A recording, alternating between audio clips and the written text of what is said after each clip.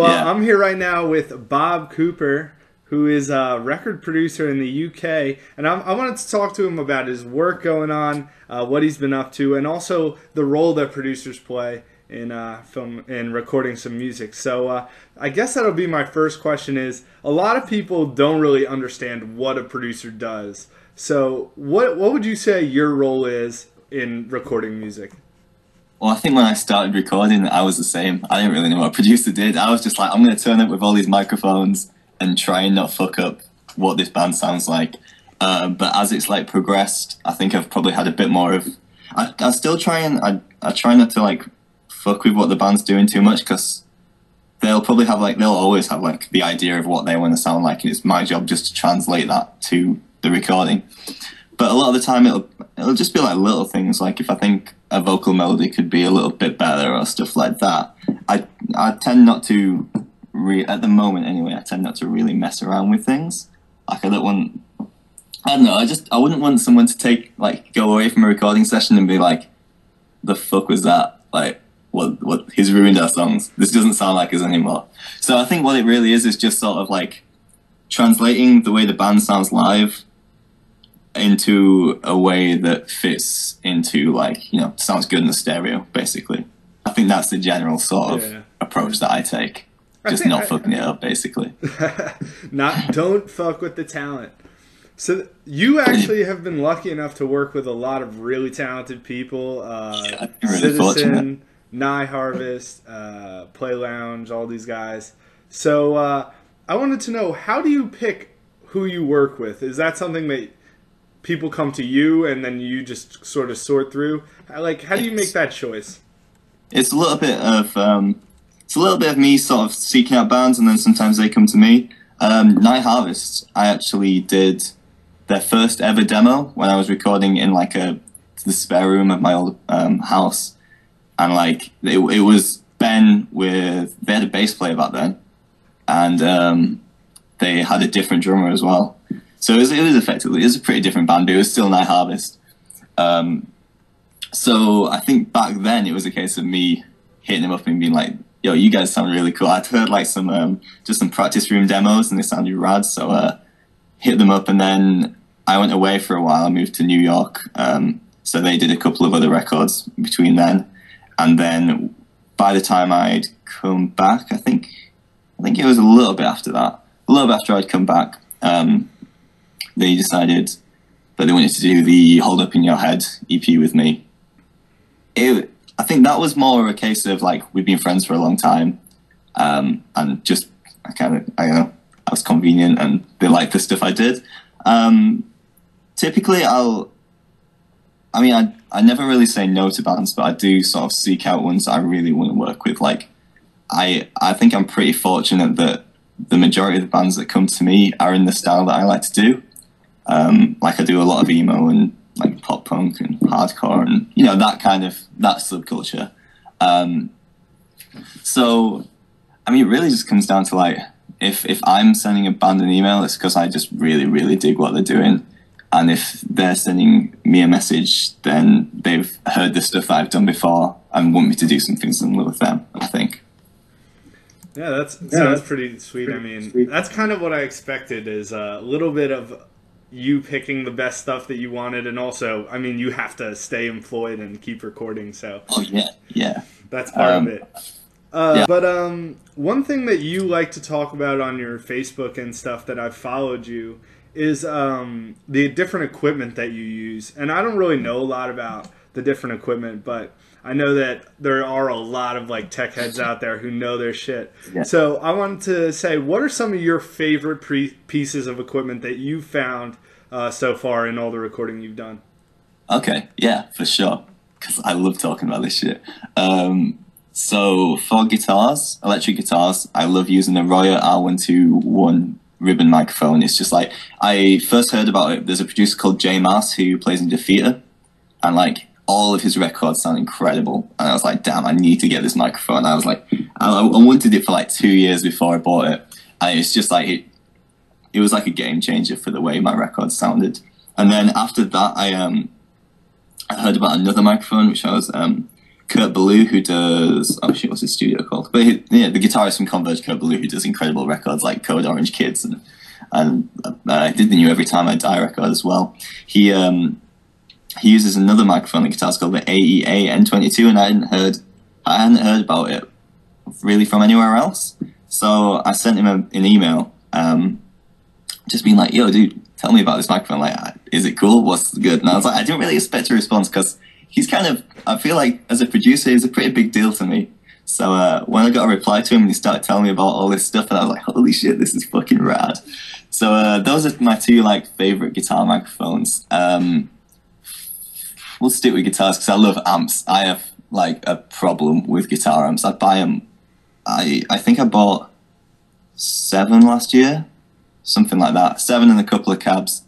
I really like the Orange Rockaverb. That went on a lot of my records.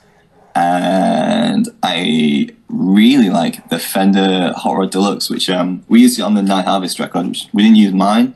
We used a friend of mine who I was doing a record with over a long period of time, just left his amp at my studio. So I used that a ton. What else do I like?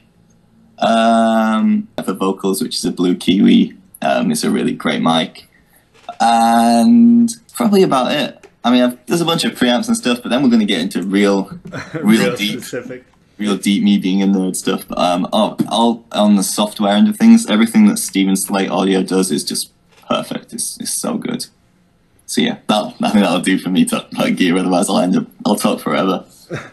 But yeah, those are some sweet suggestions, and I know a lot of people out there are going to be like looking for this stuff, and it's better to ask somebody who actually uses like tons of equipment like you than like, I don't know, some random guy on Yelp or something. Yeah, or someone in a guitar store, or like the guy that's just trying to sell you shit. Exactly. Because that's the best. You go into a shop and like, I don't know, I'll be like, oh, I'm really thinking about getting this one thing, and it's like, oh yeah, you should get the more expensive one. I'm like, okay. Yeah. I think community comes into it is like a really important thing. There's a lot of cool audio communities. There's a couple. I've managed to sort of become friends with quite a few really, really awesome audio engineers in the UK and in America. And so they're my kind of like go-to people if I'm thinking about getting something. There's like my friend Neil who runs a studio called The Ranch in Southampton, who like will sort of send mixes to each other, talk about like what we can change and stuff. And he's like one of my go-to guys about if I want to buy some equipment or something, I'll talk to him. I've got like, there's a couple of guys in bands that I've recorded who are total like amp gear nuts. So my friend Marcus, who plays in All the Best Tapes, who I did an album with earlier in the year, if I need to ask anyone about amps, he's like straight to that guy. He knows so much more than me. It's always great to know those people who are just like that person. It's like in that like Millionaire show when you call a friend, it's like that friend that you need to call. If there was like Who Wants to Be a Millionaire for amps. Yeah, a very specific edition of that show. That would be so good. You talked about Night Harvest before. You just finished recording their second album, right? Yeah. So what was that process like, and was it a little different than recording that last EP? It was quite different actually, because we had a really, really short deadline on it. So when it came to mixing it, I was freaking out, doing like 16-hour days, crying myself to sleep, waking up, doing it again. It pretty much had to be done before Christmas, so I was just like going mad. But with the tracking, we did the drum tracking at a different studio, which is a place called Edge in Cheshire, which is near where we live in Manchester, which was like a really cool place. They had like we tracked drums in like a sort of a reasonably sized room, but then next to it they had this huge hall, because it was an old farmhouse. So they just had this massive space that we put a microphone in just to get this like huge room sound. So that was really fun. After that, it was pretty similar. There was the usual thing of like, I was recording some guitars and then me being like, what if we change that tone and change that, and then making Ben do it again. And by the end, he was like, I'm not recording again. I was like, you're recording again, dude. But I think the good thing about me and Ben especially is that we've worked together and known each other for so long that we don't have to like bullshit each other. Like if he's playing something that I think sounds bad, I'm just like, dude, what the fuck are you doing? That sucks. And it's the same thing with me. If I dial in some idea, like some tone or something, and it's just wrong, he'll he won't. There's like no bones about it. He's just gonna call me out on it. So we've got a really good sort of working relationship with that thing. It was really cool. It was definitely more stressful than I've had before because it's like it's a big deal to me, this record as well. It's like it's probably one of the biggest records I've been involved in from the production all the way to the mixing. So I was definitely like, God damn, I hope people like the sound of this record. I feel like this is going to be a big record though, and I feel like that's going to really get your name out there. But you said that was one of your more stressful projects. What was your favorite recording experience? Like choosing your favorite kids in it, but I always have a really good time with a band called Healing Powers, who are an amazing kind of scrams band from Leeds, Durham area. And they are the most polite people. They're just the nicest human beings I've ever met in my life. I always have a blast with Ben and Night Harvest. There's a band called Wall Eater who are really fucking cool, and we just have a good time. Man, I mean, it's rare that I don't have a great time. There's been a couple of like occasions where it hasn't been the best, but in general, it's always fucking great. I mean, I kind of always go into work pretty stoked, just like I'm really fortunate to be able to do this for a living, and just sort of, I mean, my job is basically just hanging out with dudes in bands. It's fucking great. I love it.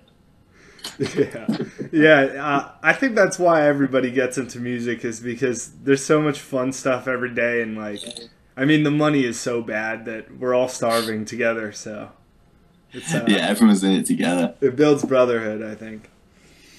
But what would be your dream band to work with? Like, totally hypothetical. I think I've got like 3. My Bloody Valentine, I would love to do something with them. But I mean, I'd love to do that, but I also have read so much about the recording of Loveless and how much of a nightmare it kind of was. But that record's also perfect, and I'd never be able to make Loveless. So maybe My Bloody Valentine. Beyonce. I would love to do a record with Beyonce. My mum got me tickets to see Beyonce like a year ago, and it was the coolest night of my life. It was so fucking good. Like, things like, I'll watch a band, like we were talking earlier about having short attention spans. I can watch a band for like 25 minutes and then I'm done. I'm like, I've had a good time, but I can't be bothered watching anymore. Beyonce played for like 90 minutes. I was like, holy shit, I don't want this to ever end. It was so good. So I'd love to do a record with Beyonce. Stunned by Beyonce. And actually, my favorite record is still A Fever You Can't Sweat Out by Panic at the Disco. So like, I'd love to do a record with them. But for like current bands, I'm so into Single Mothers at the moment. Like they were so good. I saw them play the Fest earlier this year, and they were so cool. And there's another band called Happiness that I'm really into, who are like they sound a lot like Pavement, and it's just rad. I think like pretty much every interview I do now has just become another advertisement for the Fest. It's the best. Yeah, it's a great time. One more question I had for you is how did you get into record producing, and what were some of your like role models when you got into it? So when I was I did like a music technology course at my college when I was 16.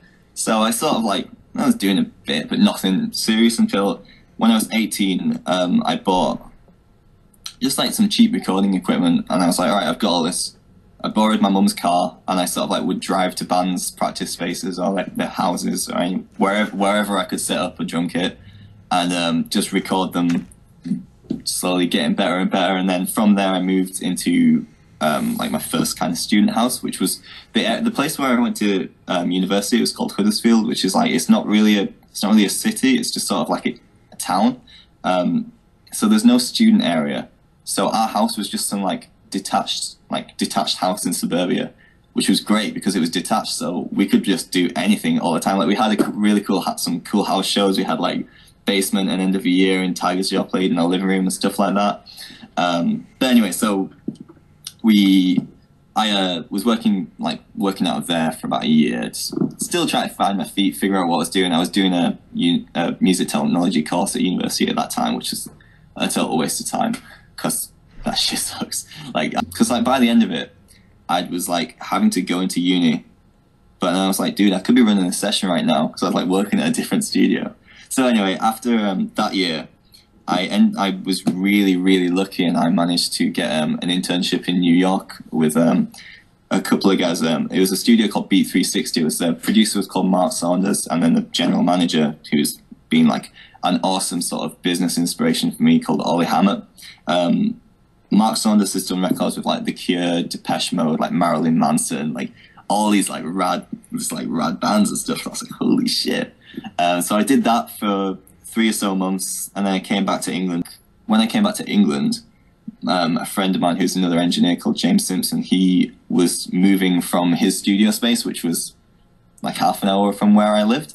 So I moved into there, took all my gear in there, did records there for almost a year until I got kicked out for noise complaints, because I like things to sound loud. And then I ended up moving to Manchester, which is where I live now. I worked at a studio called HQ, which was where I did the Night Harvest records and stuff like that. I worked there for about almost 2 years. I've just moved out of there, and I've just moved to a place called Airtight Studios, which is this like wild, awesome new place that I'm really excited about. I've only done like a record and a half there so far, but I'm really, really excited about that place.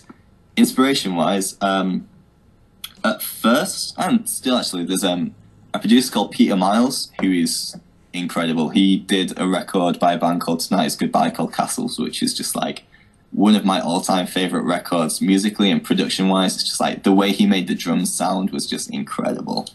And then who else do I really like? As I mentioned before, like Kurt Ballou. That guy's fucking awesome. J Mars as well. He just does incredible sounding records. And then again, just like being able to speak to people in real life, and like people that I talk to regularly, like Neil Kennedy at the Ranch just does amazing sounding records. Yeah. I think that's a good list, man. I'm gonna have to look a lot of those people up now and like look up their discographies. They've all done awesome things, awesome records. Well, but cool. one thing that I really liked that you did was that compilation CD. Yeah. So I don't know if you want to talk about that at all, but I was interested. Is that something you're going to be doing more of? Plan was to do it every 3 months. And then like 3 months went by, and I was like, damn, I'm so busy, I haven't got time to do this. And then another 3 months went by, I was like, shit, okay, I should probably do this. So I guess, I mean, maybe I'll do it as an annual thing. I mean, it was just, the idea just came about that I didn't want my job to be sort of done when I finished the record. Like I wanted to be able to help the bands that I love get even more exposure. So I talked to my friend Steve Hill, who runs one of the best labels in the UK called Struggletown Records, and he agreed just to put it out through Bandcamp, and he was incredibly helpful with it. But yeah, I mean, it really just came about because I wanted to help the bands that I've recorded have more people listen to them, and I think the compilation went really well. So yeah, I guess I'll do another one in March or something. Yeah, I'm just looking forward to more good music because that was really cool. Thanks, man. So one more question before we pretty much seal up. But what are some bands that you personally are really into? Like, what are some of your favorite bands?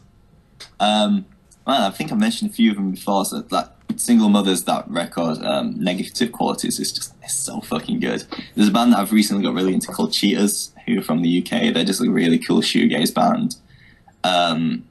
Who else? Happiness, that record is really cool. Who else do I really like? You know, I still love the music that I liked when I was like 15. I had some friends over the other day where we were all just listening to like Fall Out Boy's second album and just like Panic at the Disco and all that stuff. It's still just like so fun. Like Fueled by Ramen era pop punk was great. It's tricky, you know, when you get put on the spot. I'm like, man, who do I like? Who do I actually really like? I mean, there's all the bands on Run for Cover and Top Shelf, all those kind of guys. Oh, Diamond Youth especially. They're such a good band. I was really lucky. I got to go on tour with those guys and Citizen Headroom, who are another band that I produced this summer. And as well as being such a great band, they're just the nicest people. Like, I really got on with them, especially I spoke to the singer and guitarist quite a lot about, like, because they both do sort of self-employed graphic designers, and it's really cool just to talk to people who are self-employed, and we'd like recommend books to each other and stuff like that. So that was really great. Yeah, I actually one band that I sort of had never really paid attention to before Fest. I was just waiting around in the Atlantis, whatever that place was. And I'd never seen Dangers before, and Dangers are like one of the coolest bands I've ever seen. Like, as soon as I saw them, I was like, holy shit, this is incredible. Self Defense Family will always be one of my favorite bands, as well as like, as people, they sort of introduced me to so many cool things and like, you know, aspects of my life. So I'm kind of forever in debt to that group of people for just like, they kind of shaped the person I am. So yeah, Self Defense Family as well. Every fucking record is great, and just I really like the dynamic they have as a band. Like, there's like 20 members, and they'll just be like, "You wanna play? You wanna play? Okay, we'll do that." Yeah. My last question is, what is your plans for the future coming up? What are some of the things that you're going to be working on soon that you want to tell us about? The end of this week, I'm starting on a record with a band called Don Blake, which is they do the whole like Masked Intruder kind of thing. So it's like Ramones core sort of like rad punk with Beach Boys harmonies on it. So that's going to be awesome. Another record I'm really excited about is by a band called Scouts, who apparently they sound like Pearl Jam now, which is what it's like. They're I recorded their old guitarist's new band, who is another band that I'm really excited about called Downers. And apparently the new Scout stuff sounds like Pearl Jam, which is going to be cool as fuck. Downers are rad. They sound like Smashing Pumpkins, like awesome fuzzed out, like shoegazy vocals. I'm really excited about that. And then I'm actually taking a little bit of time away in April. Me and my girlfriend are going to go to Thailand for a month and just sort of like not work. So that's going to be cool. And then I'm sort of figuring out everything that I'm doing when I come back. But there's some cool stuff planned, so I'm really excited about this year. Yeah, man, I think this should be a pretty awesome year for both of us. So it was great talking to you finally, man. You too, bud.